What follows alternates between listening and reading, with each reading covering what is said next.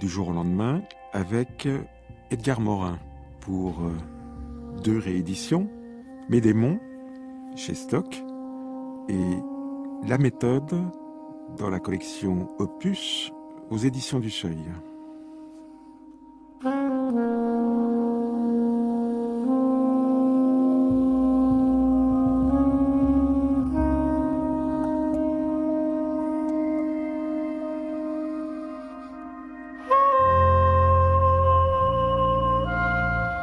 J'ai progressivement ressenti le besoin de savoir comment et pourquoi je crois ce que je crois. Comment et pourquoi je pense comme je pense.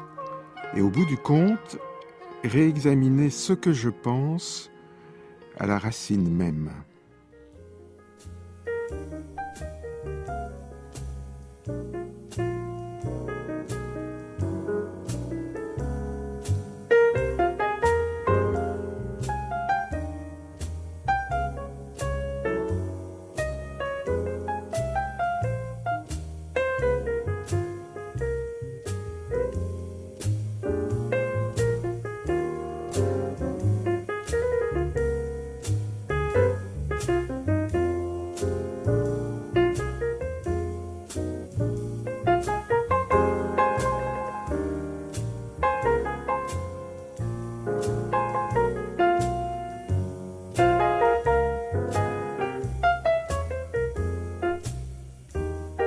Est-ce que vous savez, Edgar Morin, combien de livres vous avez publiés jusqu'à présent? Non, je ne les ai pas comptés, mais il y a les vrais livres et les faux livres. Par exemple, il y a des entretiens à France Culture qui sont devenus des livres, mais que je n'ai pas écrits. Mais même les vrais, je ne les ai pas comptés. Mais ça fait beaucoup. Oui, parce que j'ai vieilli en quantité d'années.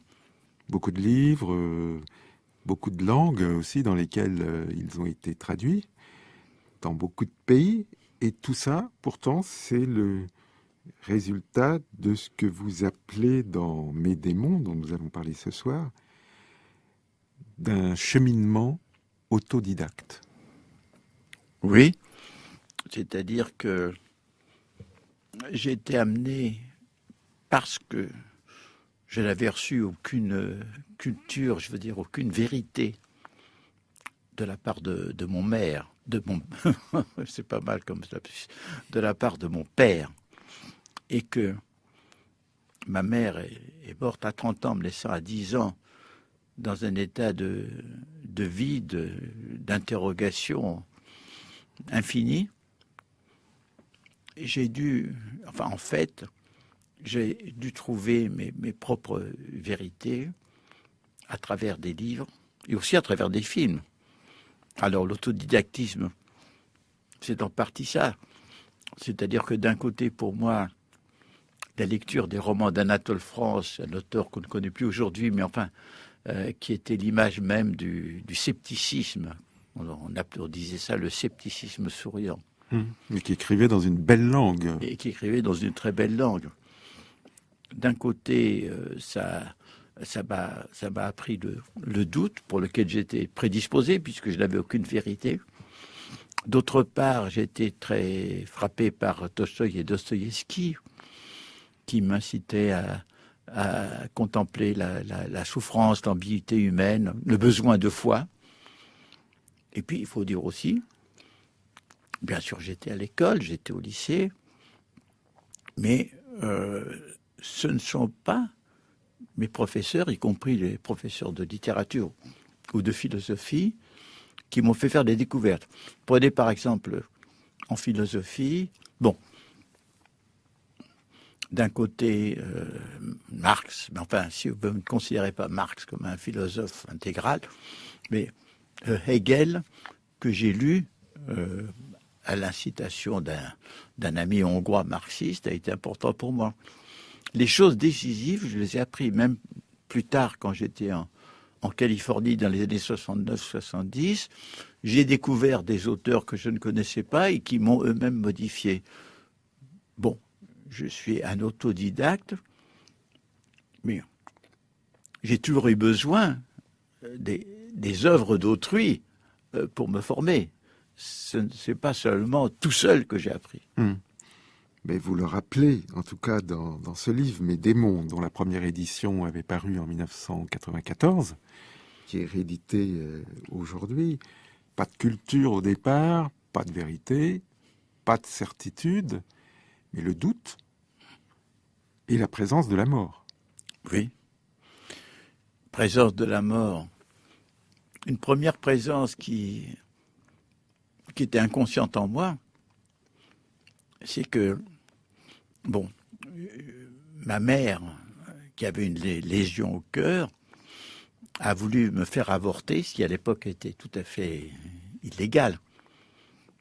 Elle n'a pas réussi. Bon, je peux considérer que j'ai été victime d'une tentative d'élimination physique, mais ma naissance pour le gynécologue signifiait qu'il fallait d'abord sauver la mère. Je suis né étranglé avec un cordon ombilical autour du cou. Il a fallu une demi-heure pour que le gynécologue, en me donnant des gifles, me ranime. Donc je suis mort-né. Enfin, mais j'en suis pas conscient. Mais je pense que notre être porte la marque de ce dont il n'est pas conscient. Mais la mort de ma mère, ça a été le plus grand événement de ma vie. Ça a été un bouleversement total. Elle est morte dans un train, je crois. Et comme elle avait cette lésion cardiaque, et qu'à ce moment-là, nous étions en banlieue, elle s'est dépêchée avec sa jeune sœur pour ne pas rater le train. Et quand elle est dans le wagon, sa tête est retombée. Tout le monde a cru qu'elle s'était simplement évanouie. Mais arrivée à la gare Saint-Lazare, une demi-heure plus tard, on a constaté qu'elle était morte. À peine né, donc, Edgar Morin, vous receviez une gifle. Oui. Ça suffit, ça, pour ne plus vouloir jamais en recevoir? C'était d'abord une série de gifles. Donc, et qui avait pour fonction non pas de me punir, mais au contraire de me faire naître. Donc, cela dit, je n'aime pas la gifle. Mon père m'a une ou deux fois seulement giflé, et comme il n'était pas pratiquant en gifle, j'ai subi d'une façon terrible ces deux gifles. Bon. Mais évidemment, surtout quand on a une carrière publique qui consiste à écrire, ou bien quand on a des prises de position politiques, on est amené à recevoir des gifles, des coups sur la tête, des crocs en jambes, des coups au-dessous de la ceinture. Bon. Vous en avez reçu des sévères, des gifles sur le plan politique?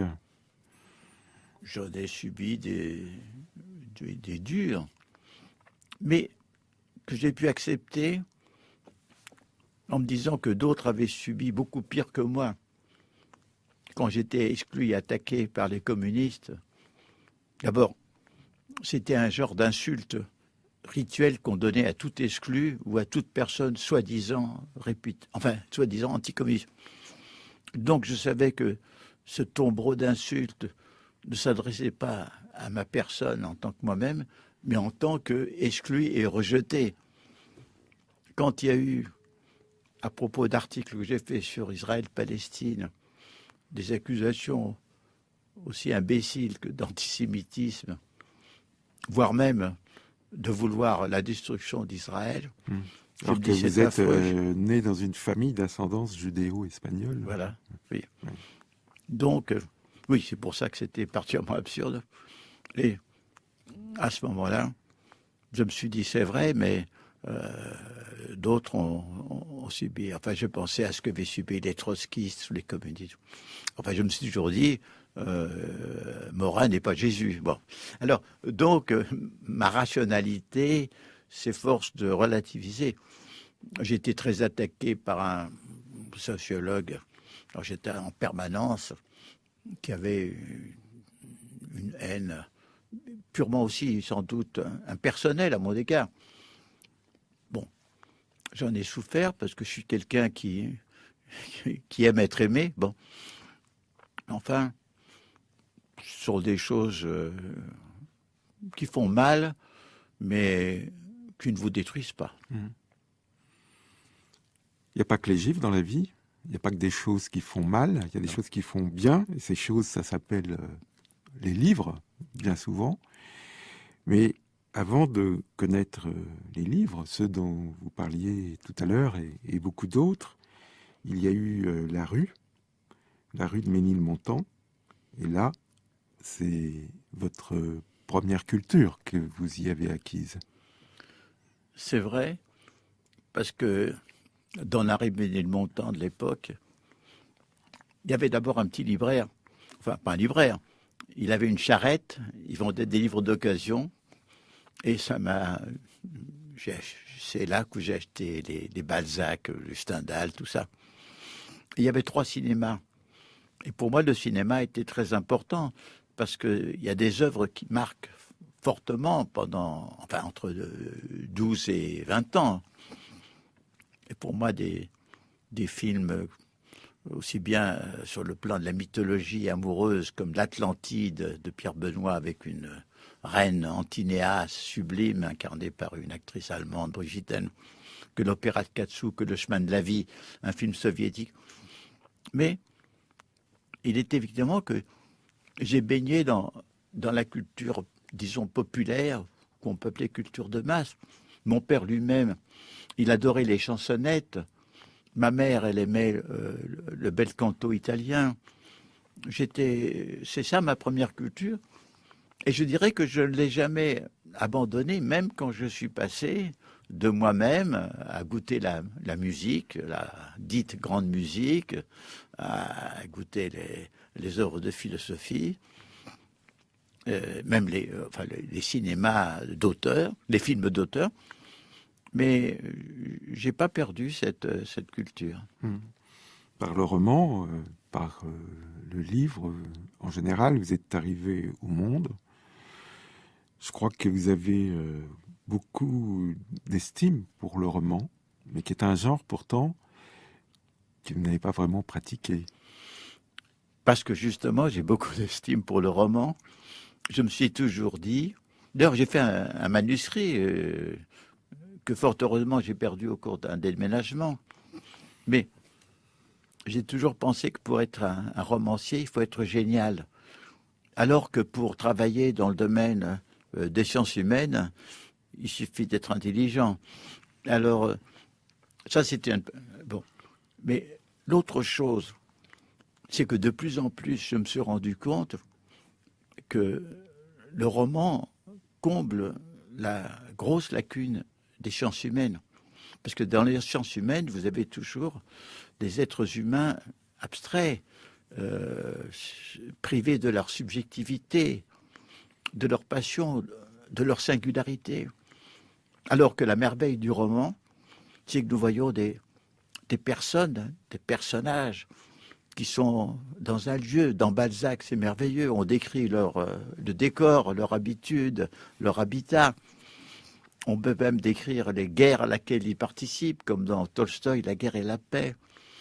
On voit l'amour, les discontinuités de la personne, comme chez Dostoïevski ou Proust. Bref, je pense que dans l'éducation, le roman, la littérature devrait être enseignée non pas comme un ornement, pas seulement comme art, mais comme initiation à la vie, comme mode de connaissance. Alors donc, pour moi, le roman, c'est mes premières nourritures. Et même après, j'ai toujours besoin de retrouver des romans. Vous pensez que c'est par le roman qu'on peut exprimer toutes les dimensions de l'expérience humaine ? Oui, y compris la dimension, je dirais, presque philosophique, puisque, dans le fond, je me rapporte encore à mon adolescence. Un roman comme Jean Barrois de Roger Martin Dugard me mettait en face du problème du doute et de la foi. les romans de Malraux dépassaient le romanesque, puisque pour moi, comme un certain nombre de ma génération, ils nous ont incités à devenir communistes. Bref, le roman peut avoir un rôle très, très actif. Et puis il y a des romans qui font méditer, que je pense à Hermann Hesse et au Jeu des perles de verre ou à Siddhartha. Enfin, je trouve que on peut trouver de tout dans le roman, y compris beaucoup de pensées et beaucoup de réflexions. Exprimer l'expérience humaine dans toutes ses dimensions, c'est un peu aussi le projet que vous vous êtes fixé à vous depuis le début. Et pourtant, c'est vers les sciences sociales que vous êtes tourné par le biais de la politique. Oui, c'est-à-dire qu'en réalité, mon intention quand je suis entré à l'université, en fonction de ce que je savais à l'époque de Marx, c'était que ce qu'il faut faire, c'est un peu au XXe siècle ce qu'a fait Marx à son époque, avoir une culture économique, avoir une culture sociologique, une culture historique, une culture politique, et que tout ça était nécessaire pour pouvoir se repérer et agir dans le monde. Et c'est pour ça qu'à l'université, je ne suis entré pas pour faire une carrière. Je me suis inscrit en philosophie, où il y avait sociologie, en droit, où il y avait l'économie, en sciences politiques, en histoire. Et j'ai une culture polyscopique, si vous voulez. Et je crois que, pour moi, je suis fidèle à, d'ailleurs, une formule de Marx dans son manuscrit de jeunesse, qui dit « Les sciences de l'homme devront embrasser les sciences de la nature, et les sciences de la nature devront embrasser les sciences de l'homme. » C'est une formule paradoxale, mais qui, dans son paradoxe, contient, pour moi, la vérité. C'est-à-dire qu'évidemment, nous faisons partie de la nature dont nous sommes issus, nous sommes des animaux. Mais la biologie, la physique sont des produits de l'aventure humaine, de la culture humaine qui sont développés à un certain moment, à un certain siècle. Donc, c'est ce double enveloppement que j'ai voulu faire. Et c'est vrai que je suis entré au CNRS quand j'avais 30 ans, dans une section qui s'appelle Sociologie. Mais avant, j'ai écrit L'homme et la mort, qui essaie de voir les différentes dimensions de l'être humain.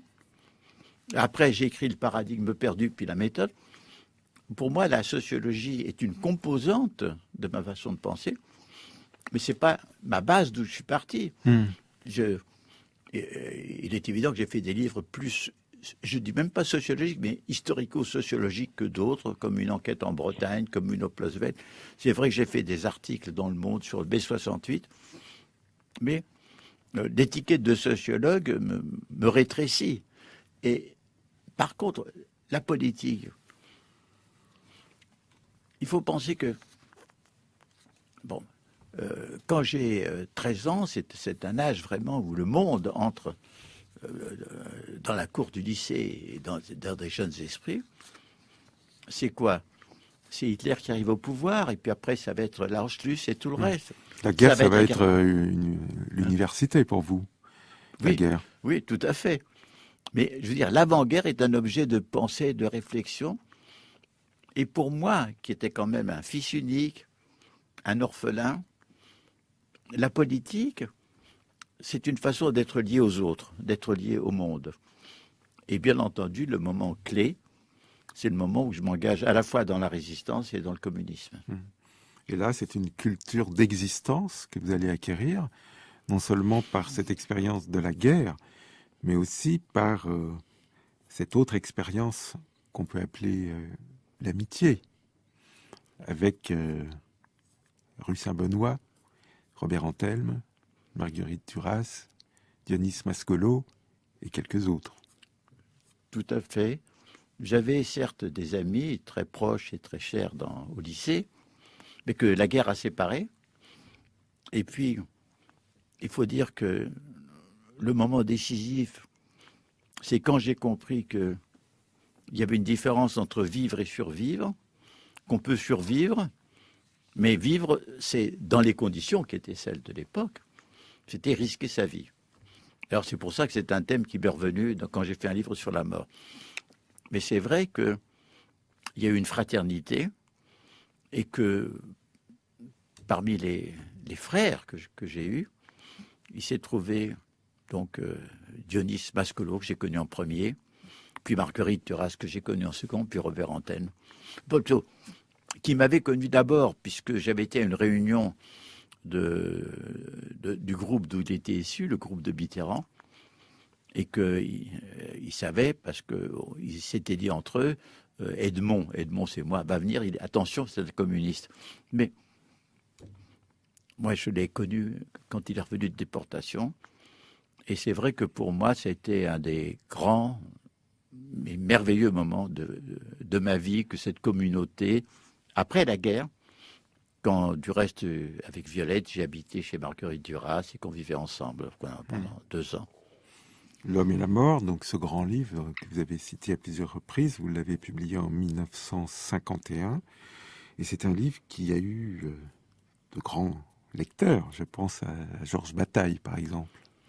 Oui, ben, j'ai eu la chance d'avoir... J'ai jamais eu aussi d'aussi bonnes critiques depuis, mais il y avait Bataille, il y avait Lucien Febvre, il y avait Claude Mauriac, Maurice Nadeau. Enfin, le livre a été bien accueilli par la critique, mais pas du tout par le public, parce qu'à l'époque, la mort était un sujet tabou. On n'offrait jamais un livre sur la mort à quelqu'un qu'on aimait bien. Un livre qui montre que si vous étiez sociologue, vous étiez aussi philosophe. Et du reste, vous avez continué à le prouver en dirigeant la revue Argument de 1957 à 1962. Oui. D'ailleurs, vous savez, philosophe, je considère que je le suis aussi, pas la façon des professeurs de philosophie actuels, pour qui la philosophie, c'est de repenser, revoir et commenter les textes des grands philosophes, à la manière sans doute des philosophes de l'histoire qui interrogeaient le monde d'après les données qu'ils avaient. Donc, c'est une conception ouverte qui, à mon avis, vaut des Héraclites et des Socrates. Alors, cette revue Argument, oui, c'était à la fois philosophique, parce qu'on s'est interrogé. On n'a pas mis simplement en question le marxisme, dont on était imprégnés les uns et les autres différemment. On a vu mettre en question toutes les idées reçues, les croyances. On s'est demandé, on a repris la vieille formule de Kant sans le savoir, que puis-je savoir, que puis-je croire, que puis-je espérer. Et c'est un très grand brassage. Et pour moi, ça a été une continuation de cet autodidactisme, puisque j'ai découvert à cette occasion Adorno, Lukács, le deuxième Heidegger. Vraiment, j'ai continué à me cultiver, mais surtout, c'était une revue d'amitié, de commensalité, et où nous nous sommes vraiment... nous avons chacun fait un nouveau commencement à partir de cette revue. Dans Mes démons, du reste, Edgar Morin, vous dites que cette revue Argument, c'était pour vous une université libre, oui, amicale et joyeuse. Où nous étions à la fois les élèves et les enseignants. On pourrait ajouter une université curieuse, car vous cultiviez déjà une curiosité insatiable, on pourrait presque dire omnivore. Oui, je crois que j'ai été dès le début un omnivore, intellectuel, et pas seulement intellectuel aussi, et que Argument a donné l'occasion à cette volonté d'interroger toutes les connaissances, tous les problèmes, puisqu'on a fait un numéro sur l'amour, on a fait un numéro sur la cosmologie, enfin, c'était évidemment... Mais je pense que là aussi, on est dans la tradition de ce qu'on appelait dans le temps la culture humaniste. Quand vous prenez La Rochefoucauld, La Bruyère, Pascal, ce ne sont pas que des écrivains, je veux dire que c'est des écrivains qui se posent tous les grands problèmes de l'être humain. Et moi, je crois que je continue cette tradition. Pourquoi vous l'avez appelé Mes démons, ce livre qui retrace votre parcours? L'idée que, disons, que les Grecs avaient, Socrate entre autres, chacun a son démon. Son démon n'est pas à prendre du tout dans le sens mauvais, disons, de la théologie chrétienne. Le démon, c'est une sorte d'ange gardien d'autre soi-même, mais supérieur à soi, et qui le pousse dans telle ou telle direction. Et moi, quand j'ai voulu réfléchir à quels étaient ceux qui me poussaient, j'ai nommé démons, le démon du doute, le démon de la raison, le démon de la foi et le démon de la religion.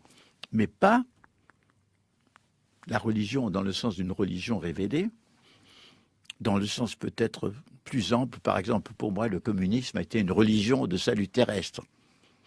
Je ne crois plus du tout en ce type de religion, mais ma religion, c'est la fraternité, c'est mon livre Terre-Patrie. Bon. Et la foi, en effet, j'ai la foi dans la fraternité, dans le sens vrai du mot foi, qui ne veut pas dire absolument certitude. C'est quelque chose qui m'anime.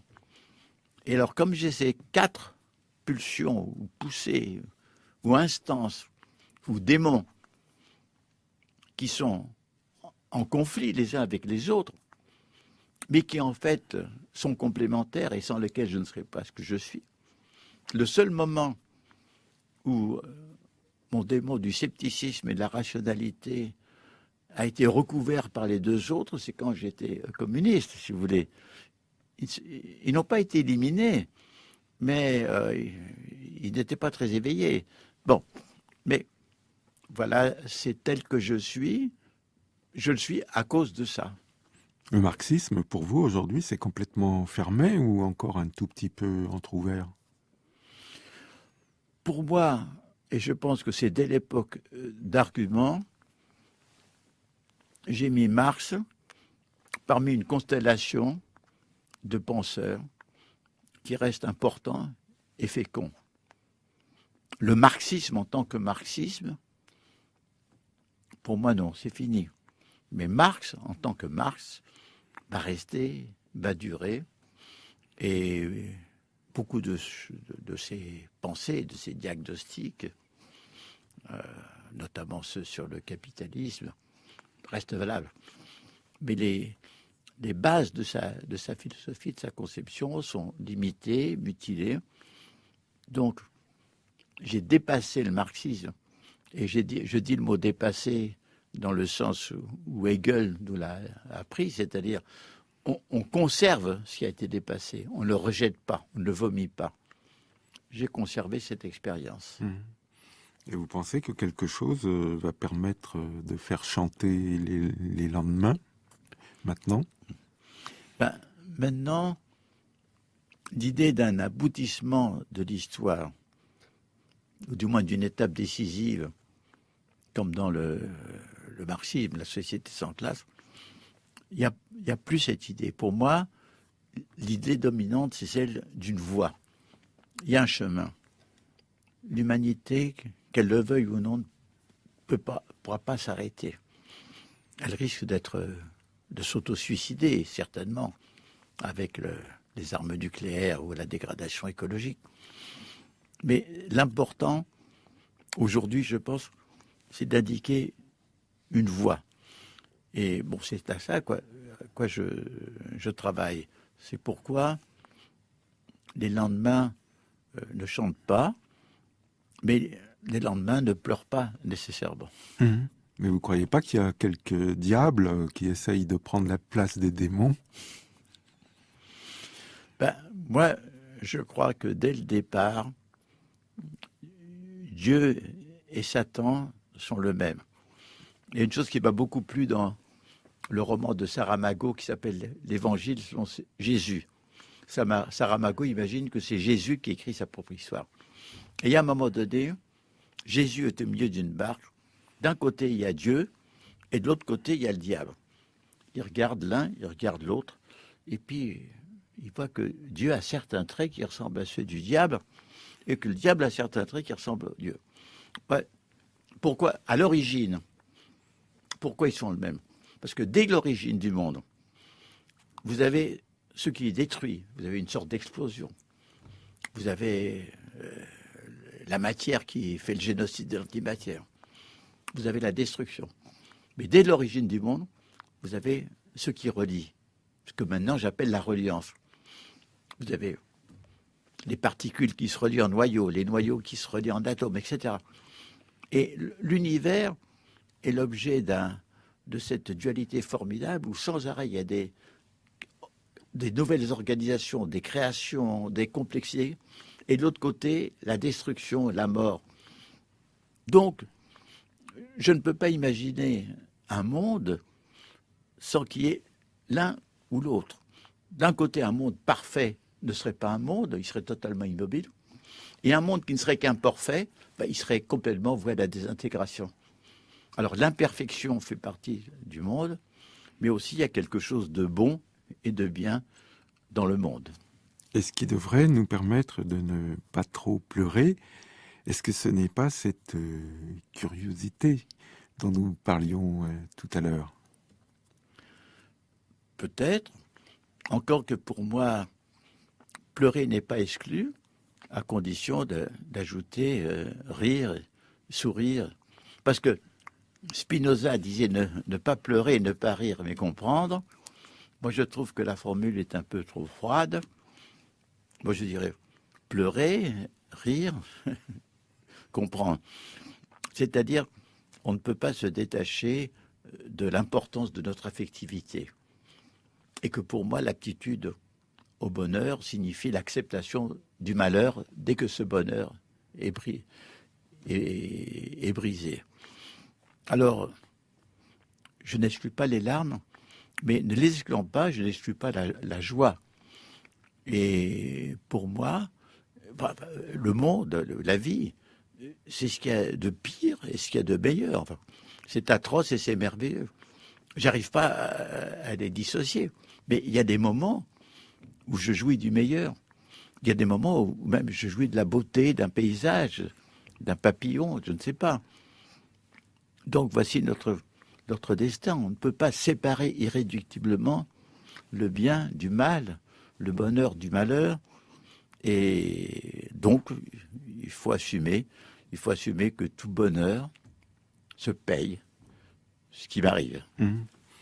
Tout se relie, oui. On ne peut rien séparer, pas plus la sociologie de la philosophie que des sciences. Exact. Et du reste, c'est ce que vous avez montré dans ce qu'on peut considérer comme votre maître-livre, La Méthode, qui est réédité au Seuil dans la collection Opus. C'est un coffret avec 2 volumes. Ça, c'est une drôle d'entreprise. Oui, mais je ne savais pas que ça me conduirait, qu'elle me conduirait pendant 30 ans. Et j'ai un projet, effectivement, qui s'est formé dans mon esprit. Et quand je suis parti pour le réaliser, je suis parti en Toscane-Maritime, j'ai réalisé un premier jet. Et je me suis rendu compte que dans ce premier jet, où les différentes parties des volumes qui ont existé étaient simplement des parties, c'était évidemment extrêmement long et que j'avais besoin de retravailler chacune. Alors mon projet initial s'est transformé en une aventure qui a finalement fait 6 ou 7 volumes, je ne sais plus très bien. Et c'est le retravail. Ça a commencé en 73 et ça s'est terminé en 2002 ou 2003, je ne sais plus très bien. C'est un travail de longue haleine, mais dans lequel je ne pouvais plus m'arrêter. Je veux dire que ça a été j'ai été comme possédé par ce travail. Je ne l'ai pas du tout possédé. D'ailleurs, j'ai le sentiment, de même qu'un enfant, c'est l'enfant qui se forme dans le ventre de sa mère. Sa mère le nourrit, bien entendu. À un moment donné, le livre, il s'est formé dans mon esprit et il m'exigeait que je m'occupe de lui, que je sois son vrai père, ou sa mère, si vous voulez, puisque... Et là encore, on retrouve le cordon ombilical, puisqu'il s'agit de relier les unes aux autres toutes les connaissances. Tout à fait. Ce que vous appelez la pensée complexe. Tout à fait. Peut-être que moi-même, psychiquement, j'ai pas rompu mon cordon ombilical avec ma mère. C'est au psychanalyste de me le dire, mais enfin, la pensée complexe, c'est évidemment la pensée qui relie. Du mot complexus, qui veut dire ce qui est tissé ensemble. Bien entendu, il ne suffit pas de vouloir relier, parce que je pourrais dire à ce moment-là, je ne sais pas, comme dans les grenadiers d'opéra qui disent marchons, marchons en restant immobiles, relions, relions. Il faut les instruments capables de relier les connaissances séparées et souvent chacune disposant d'un langage propre. Il faut des instruments de connaissance. Et ce que je crois dans la méthode, c'est que j'ai fait émerger ces instruments de connaissance qui permettent de relier pas seulement ce qui est séparé ou dispersé, mais parfois ce qui apparaît comme contradictoire. Relier ou dialoguer. J'emploie le mot de dialogique pour montrer un peu la différence avec la dialectique, parce que dans la dialectique, les contradictions sont dépassées à un moment donné par une synthèse, alors que dans mon esprit, les contradictions, elles peuvent coexister ensemble, elles sont complémentaires, elles peuvent dialoguer, d'où le mot de dialogique.